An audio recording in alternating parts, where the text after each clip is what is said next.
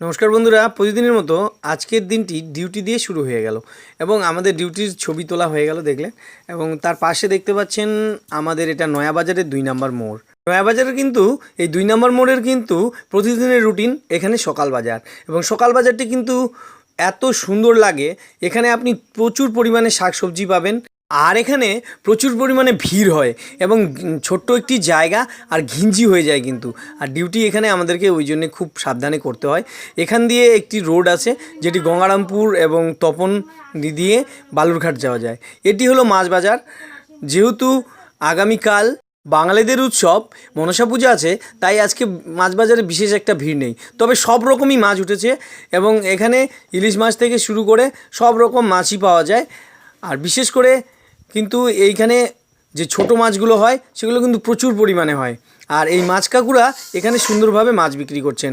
আজকের জন্যে ব্লগটি এটুকুই, আবার দেখা হবে পরের ব্লগে।